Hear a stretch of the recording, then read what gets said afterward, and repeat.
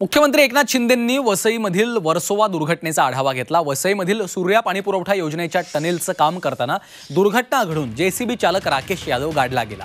मात्र 17 दिवसांनंतरही राकेश यादवला बाहेर काढण्यास रेस्क्यू टीमला यश आलेलं नाहीये। त्यामुळे आता आर्मी, नेव्ही, कोस्ट गार्डला पाचारण करण्यात आल्याची माहिती मुख्यमंत्री शिंदेंनी दिली आहे।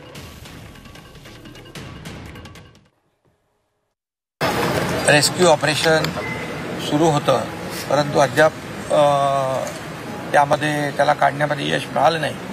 म्हणून आज आम्ही एनडीआरएफची टीम काम करत होती, एसडीआरएफ करत होती, टीडीआरएफ होती, लोकल ज्या रेस्क्यू टीम आहेत त्या काम करत होत्या। आज आपण आर्मीला देखील या ठिकाणी पाचारण केलेलं आहे, नेव्हीला देखील पाचारण केलेलं आहे, ज्या कोस्ट गार्डला देखील या ठिकाणी आपण बोलवलेलं आहे। आर्मीचे ऑफिसर देखील आहेत आणि नेव्ही आहे, कोस्ट गार्ड आहे, एनडीआरएफ आहे, एसडीआरएफ आहे।